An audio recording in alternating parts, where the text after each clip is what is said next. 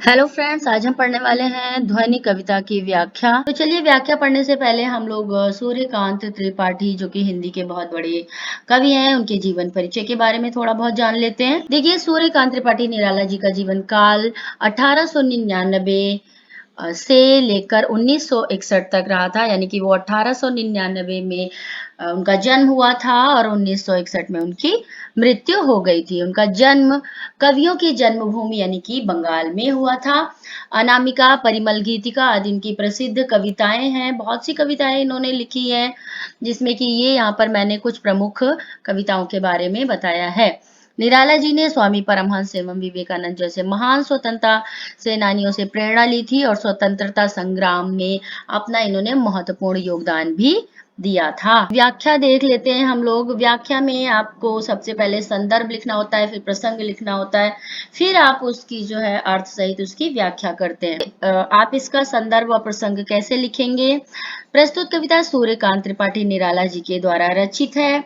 इस कविता में कवि का जीवन के प्रति आशावादी दृष्टिकोण दिखाया गया है। पॉजिटिविटी यहाँ पर दिखाई गई है। कवि का मानना है कि हमें जीवन के प्रति आशावादी रहना चाहिए, होप रखनी चाहिए, हमको कभी भी अपनी उम्मीद को छोड़ना नहीं चाहिए और पूरी सकारात्मकता तथा लगन के साथ अपने जीवन का आनंद लेना चाहिए। कठिन शब्द इसमें अंत, अंत मतलब समाप्ति, और बाकी मृदुल, मृदुल मतलब कोमल, और वसंत एक ऋतु का नाम है। जहाँ पर ऐसी ऋतु होती है उसमें जो है पत्ते, पुराने पत्ते होते हैं वो झड़ जाते हैं और नए नए पत्ते जो है उस मौसम में निकलते हैं। ना ही अधिक सर्दी होती है और ना ही अधिक गर्मी, उसको वसंत ऋतु बोला जाता है। इसका भावार्थ क्या होगा? अभी ना होगा मेरा अंत, अभी अभी ही तो आया है। मेरे मन में मृदुल वसंत, अभी ना होगा मेरा अंत।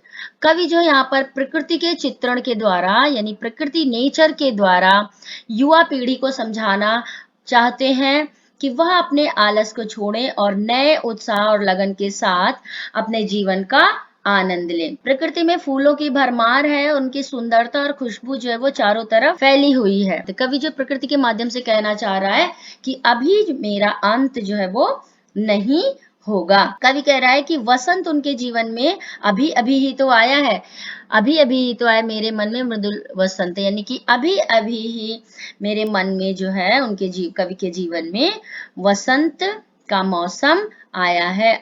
जो है वहां पर जीवन में उत्साह और जोश होना चाहिए। ये संकेत जो है वसंत ऋतु के माध्यम से कवि दे रहा है। हरे हरे पात, देखो कठिन शब्द यहाँ पर। पात, पात मतलब पत्ता। गात है ना, डालियां, कलियां, कोमल, इनका मतलब तो आपको पता है। गात, गात मतलब शरीर। स्वप्न, स्वप्न मतलब सपना। मृदुल, मृदुल मतलब मीठा या अच्छा। मृदुल कर, मृदुल कर मतलब कि हाथ। कलियां, तो कलियां का मतलब तो आपको पता होगा। मनोहर, मनोहर मतलब सुंदर। प्रत्यूष, प्रत्यूष का मतलब होता है सुबह सुबह जो सवेरा होता है, बिल्कुल प्रातः काल, उसको हम कहते हैं प्रत्यूष। प्रकृति का बहुत सुंदर चित्रण किया हुआ है। कवि कह रहा है कि चारों तरफ हरे भरे पेड़ हैं और पौधों पर खिली कलियां मानो अब तक के सो रही हैं। हरे हरे ये पात, डालियां, कलियां, कोमल गात, यानी कि हरे हरे पत्ते चारों तरफ फैले हुए हैं और ऐसा लग रहा है कि डालियां और कलियां जो है अभी तक सोई हुई हैं। मैं सूरज को यहाँ खींच लाऊंगा, मैं ही अपना स्वप्न मृदुल कर फेरूंगा निद्रित कर, मतलब कवि कह रहा है कि मैं सूरज को यहाँ खींच लाऊंगा और इन सोई हुई कलियों को मैं ही जगा दूंगा, यानी इनका जो जीवन में अंधेरा छाया हुआ है उससे मैं उनका उजाला कर दूंगा। देखिए यहाँ पर कठिन शब्द क्या है। पुष्प मतलब फूल हो गया। तंद्रालस मतलब नींद से जागा हुआ, नींद से, जब नींद से हम सोकर उठते हैं तो हमारे अंदर एक आलस आ जाता है, तो उसको कहते हैं तंद्रालस, यानी नींद से अलसाया हुआ व्यक्ति। लालच मतलब लालच हो गया, लालसा मतलब लालच। नव मतलब नए। तो देखिए इन पंक्तियों में कवि वसंत रूपी उन्माद बनकर के, मतलब वसंत ऋतु बनकर के आया हुआ है लोगों के जीवन में, और कवि कह रहा है कि कभी भी मेरा अंत नहीं होगा, और कवि लोगों को मतलब कि जीने की शक्ति प्रदान कर रहा है कि अपने जीवन में हमेशा उत्साह बनाए रखो। मैं सोए हुए फूलों यानी निराश लोगों को जीवन जीने की कला सिखा दूंगा। पुष्प पुष्प से तंद्रालस, यानी हर पुष्प से, पुष्प पुष्प यहाँ पर लोगों को बताया गया है कि हर पुष्प से मैं तंद्रालस, यानी कि जो आलस भरा हुआ है इनके लोगों में, आलस और उदासी को बाहर निकाल दूंगा। अपने नवजीवन का अमृत शहर से खींच दूंगा मैं। तो कवि क्या कह रहा है कि फिर वो कभी भी उदास नहीं होंगे और अपना जीवन जो है वो अच्छे से, सुख से व्यतीत कर पाएंगे। द्वार दिखा दूंगा फिर उनको, है मेरे वे जहां अनंत।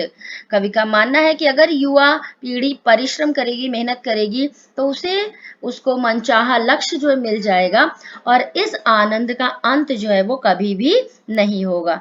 इस प्रकार कवि कह रहा है कि जब तक वो थके हारे लोगों और युवा पीढ़ी को सही राह नहीं दिखा देंगे, द्वार दिखा दूंगा फिर उनको, यानी कि जब तक वो युवा पीढ़ी को सही राह नहीं दिखा देंगे, तब तक के उनका अंत होना असंभव है, यानी कि उनका अंत जो है वो कभी भी नहीं हो सकता। तो देखिए, इस कविता के माध्यम से लोगों के जीवन में जो उदासी भरी हुई है, उसको दूर करने की बात जो है कवि यहाँ पर कर रहा है कि लोगों को नया जीवन देना चाह रहे हैं कवि। तो आशा है कि आपको समझ में आ गई होगी कविता। मिलते हैं एक नए वीडियो के साथ।